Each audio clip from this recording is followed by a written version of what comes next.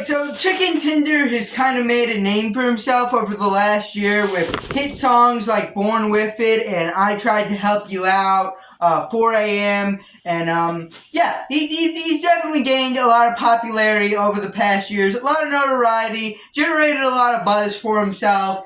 And yeah, and now we have his debut album, Time's Up. And I do want to, before we get into this review, I do want to give you some Kyle's Clips lore really quickly here. Alright, so when I heard this album was coming out, I actually made a video about it, alright? Basically saying how hyped I was for it. But you can't find that video on my channel because YouTube struck it down for hate speech. Even though I said nothing offensive. I didn't even, curse in the video. I don't know how anything I said in that video could be, interpreted as hate speech. Maybe you can argue the title was a little out there. I think the title was, I'm black-pilled about life, but white-pilled about incel core. So, maybe that did it, but, I don't know beyond that. Then after that, the album was originally supposed to drop on, the 27th of February, I believe. And that was also the same day Blad's album was going to release. So, initially, my plan was I was going to bring back the album review series by reviewing both Blad and Chickentender's album in one video. Well, the album got delayed. The Chickentender album got delayed. But now it's here, Time's Up. It's got a really cool album cover of a hand holding up a clock. You know, that's super cool. And the music on it is, well, spoiler alert for the review, also super cool. And let's dive into it. Enough dilly-dallying, let's dive into it. And yeah, this is just some quality Chickentender stuff. I had pretty high expectations for this.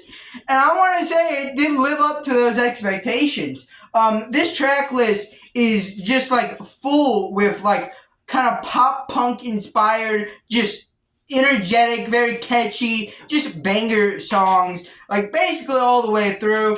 If I had to pick a least favorite song, which, is kind of difficult, I guess, I'd probably go with Adderall and Caffeine.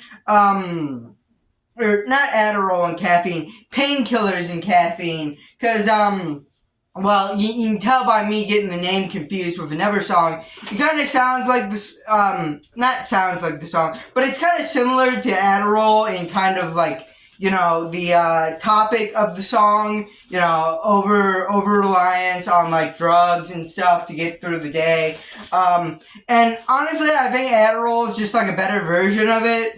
And also, there's this weird production choice, where, there's, a guitar riff that's a little louder than his vocals for some reason. Now, I do wanna preface this by saying, I did listen to it on these headphones, alright? So, I don't know if these are, seen as, notoriously bad headphones. Dude, look at this idiot. He's using the worst pair of headphones, and he's complaining about the production. Are we kidding ourselves out here? Or if these are great state-of-the-art headphones, or they're somewhere in the middle. I just want to preface that by saying that.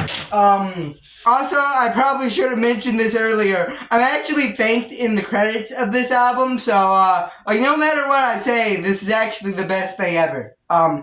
Not really. I say that as a joke. I'm a little biased. That's basically what I'm saying here. Anyways, yeah, Painkiller and Caffeine, probably the worst song, but not really the worst, kind of just the least good, if that makes any sense. Number one, I'd probably say it's a little below the pack, would be Bad. Ironically enough. Ironically enough, Bad is not a horrible, bad song. It's just for some reason the intro just it doesn't really work with me. This kind of guitar where the strings just sound all kind of off. Yeah, I don't know. The intro kind of bugs me out, but the rest of the song's actually pretty decent. Besides that, picking a favorite song is even harder because there is heavy hitters throughout this track list.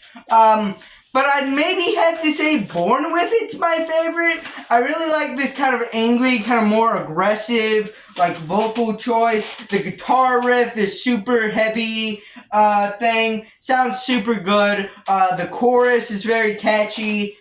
Yeah, but as I said, there are a lot of like really good songs. The opening three are like a pretty good 3-track run.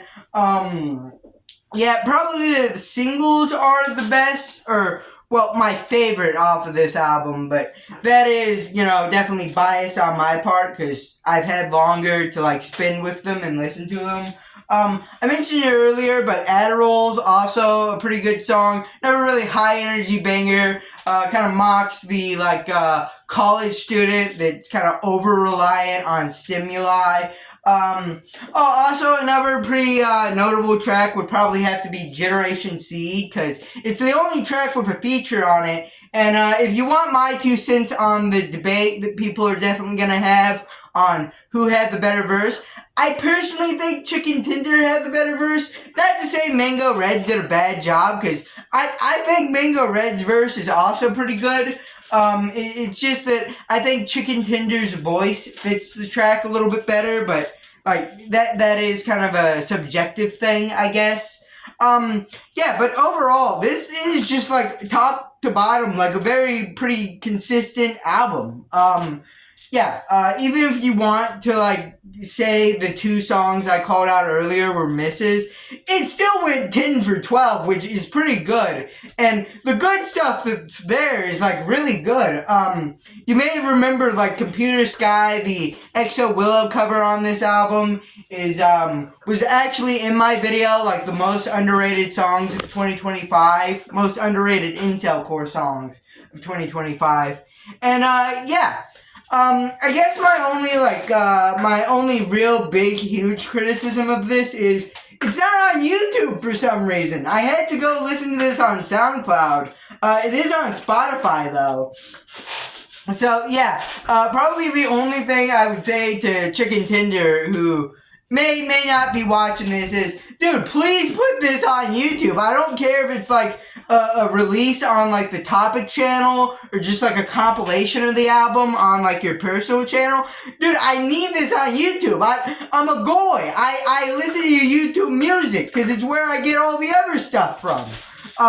But anyways, yeah, to give it a score, I'm feeling probably a decent 8. It's a really solid album, alright? Yeah. I was expecting good things, and Chickentender absolutely delivered good things. But if you like this review, leave a like, subscribe, comment down below, and bye.